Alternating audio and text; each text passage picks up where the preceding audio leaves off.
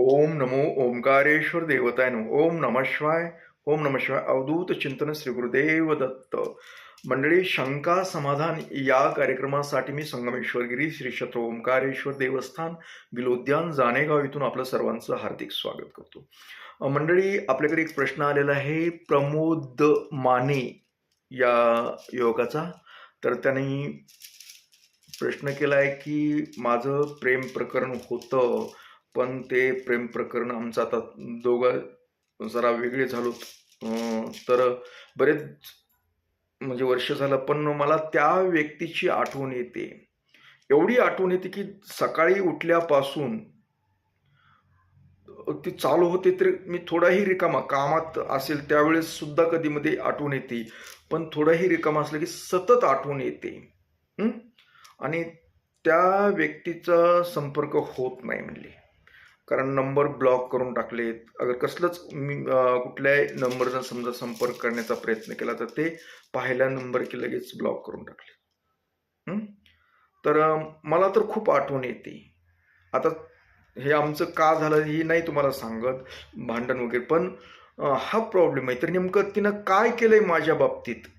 काही करणेचा वापर केलाय का काय, मला तेच कळत नाही. कारण आज 2-3 वर्षापासून मी खूप टाळण्याचा प्रयत्न करतो, म्हणजे आठवण नाही आणायची, पण येतेच आणि खूप त्रास होतो. मानसिक कामावर लक्ष लागत नाही, काय नाही. मग नेमकं हा करणी बाधेचा काही प्रकार तिनं केलाय का, तिनं आठवण यावं म्हणून केलंय का असं काही, तर ते पहा नेमकं काय. तर त्याच्याबद्दल मला मार्गदर्शन करा असं यांनी सांगितलंय. तर आपण नेमकं काय प्रकार आहे तो पाहूया.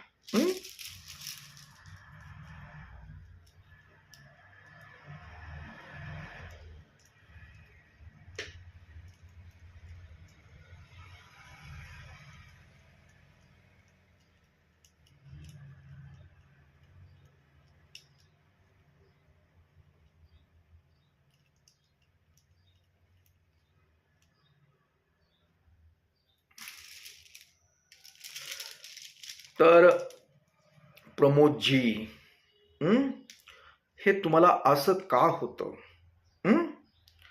तर जी तुम्ही म्हणताना व्यक्ती, तुमची समजा प्रेयशी म्हणा, तुम्ही मानलेली, ती तुमच्यावर खूप प्रेम आतून करते, पण दाखवत नाही. सगळ्यात महत्वाचा प्रश्न. आणि पुढे प्रेमामध्ये पुढे जायचा पण विचार नाही तिचं, की समजा आता प्रेम केलं म्हणून पुढे लग्न वगैरे अगर काय तुमचे नातेसंबंध होण्याचा तो विचार नाही. पण तिला तुमची आठवण सतत येते. आता तिला आठवण कधी कधी येते ते सांगतो तुम्हाला. तुम्हाला जी होतं का नाही, तिला सकाळी उठल्या उठल्या बरोबर तिला आठवण होते तिला पण. मग काही समजा दिसलं की तिला सतत आठवण येते, आणि ती एवढी मनातून आठवण काढते ना तुमची, त्याचा परिणाम आहे हा. तिनं तुमच्यावर काही बाधा वगैरे काय म्हणतात ना तसला काही प्रकार केलेला नाही. फक्त अंतर्गत ओढ, तुमच्याबद्दल आकर्षण आहे, खूप आकर्षण आहे. तुम्हाला ते चांगलं मानते. मग तुम्ही म्हणाल की ती तेवढं चांगलं मानते, मग मला बोलत का नाही, असं का नाही, अगर ती मला एखादा मेसेज का करत नाही, त्याचे कारण बी सांगतो मी. पण ती तुम्हाला एक आदर्श मानते, खूप आदर्श मानते, तुम्ही विश्वासू म्हणून समजते. एवढं समजून बी का असं होतं? तर ते सतत तुमची मनातून हृदयातून आठवण काढत असल्यामुळे तुम्हाला हा त्रास होतोय. तुम्ही मोप विसरायचं बघताय, प्रयत्न करताय. न विसरायचं कारण म्हणजे तिची ही जी आठवण आहे तुमच्याबद्दल, जे समजा काही तुमचे सुसंवाद झाले असतील पूर्वीचे काही, ह्या ज्या आठवणी आहेत ती एवढी मनामध्ये धरून बसलेल्या आहे, फक्त तिला पुढे जायचं नाही. तुम्हाला हे बंद होऊ शकतं, पण तिला पुढे जायचं नाही. हिला फक्त आठवणी सांभाळायच्या तुमच्या. कारण तिच्या पुढे अनेक प्रश्न आहेत. त्यात घरगुती आहेत, सामाजिक आहेत. कदाचित तुमचं जी व्यक्ती असेल ती समजा जातीच्या व्यतिरिक्त असू शकते, अथवा काही सामाजिक काही काहीतरी असू शकतं. काही बंधन आहेत तिला.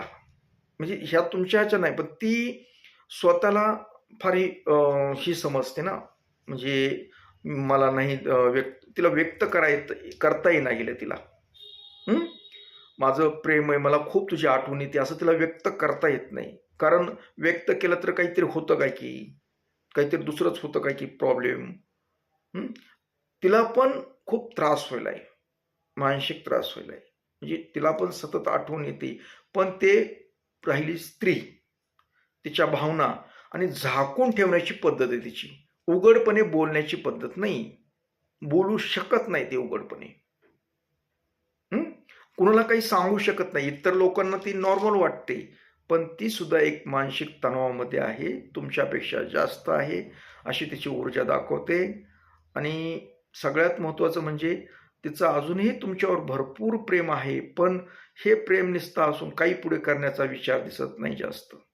त्याच्यामुळे आता हे काय आहे, तुम्ही एकतर हिचं डोक्यातलं काढण्याच्या पेक्षा आता ती जी डोक्यात तुमच्या कोणतंही की करणी बाधा वगैरे काय, जे काय कुणी केलं काय, हा काय प्रकार दाखवत नाही. ही फक्त मनातली ओढ, मनातलं आकर्षण ही असल्यामुळे हा तुम्हाला त्रास होतोय. तुम्ही फक्त म्हणायचं माझं बी तुझ्यावर मनातली मनात बोलत राहा आहे, पण तू तुझ्या मार्ग निवडला असशील, तसं मी पण माझा मार्ग निवडतो. अशा पद्धतीने राहा आणि हे कायमस्वरूपी राहा. तुम्ही जन्मभरी तुमचं ही काही कमी होणार नाही. कारण जोपर्यंत ती मनातून आठवण काढीत राहील, तोपर्यंत तुम्हाला हा त्रास होणार. कारण ही जी प्रेम आहे तुमचं, ही आदर्ते प्रेम नाहीये. हे पूर्वजन्मीचं प्रेम म्हणूया आपण त्याला. कुठंतरी तुमचं प्रेम अधुरं राहिलं होतं पूर्वी, पुरात भेटलात तुम्ही आणि परत अधुरच राहिलं. कुठंतरी तुम्हाला एखादा अतृप्त आत्म्याचा त्रास बी असू शकतो ह्या गोष्टीतला. अथवा तिचं काहीतरी समजा असेल, तिचा कोणता प्रियकर असू शकतो, अगर तिचा कुणीतरी असू शकतो जवळचा, म्हणजे आपण काय म्हणायचा, आणि त्याचा मृत्यू बी कदाचित झाला असेल. आणि त्याचा जो आत्मा आहे, तो आत्मा हिला पुढे जाऊ देत नाही, तुमच्याकडे जाऊ दे नाही. तिला मन तुमच्याकडे खूप वळतंय आणि ह्या आत्म्याच्या असल्यामुळे त्रास, ह्यात तुम्हाला पण त्रास आणि तिला पण त्रास, दोघांमध्ये हा आत्मा काम करतोय. तुम्ही एकत्र येऊ द्यायचं नाही, हा त्याने विषय घेतलाय. तिला बी सुख लाभू द्यायचं नाही, तुम्हाला बी सुख लाभू द्यायचं नाही. आता यावर पर्याय काय करावा लागेल तुम्हाला? त्या आत्म्याच्या नावाने समजा काय त्याला तृप्त करण्यासाठी काही गोष्टी असतात, त्या गोष्टी तुम्ही करू शकता. पण मी तुम्हाला फोनवर अथवा कसं काय करावं लागतं हे सांगेल. तर लक्षात आलं की तुम्हाला करणी कुणी केलेलं नाही, कुणीही काय केलं नाही, फक्त मध्ये दोघांमध्ये एक अतृप्त आत्मा दाखवतोय. मग तुमचा असू शकतो अथवा कुणाचा पण, कुणाचा तरी असू दे, म्हणजे दोघात तुमच्या तिसरी व्यक्तीपेक्षा तिसरा आत्मा आहे. यातून बाहेर पडू शकतात आणि तुमचं कदाचित पुढे जुळूही शकेल त्या आत्म्याला तृप्ती दिल्यानंतर. ती कशी द्यायची, काय द्यायची हे मी फोनवर सांगतो. ओम नमो ओंकारेश्वर देवताय नमः.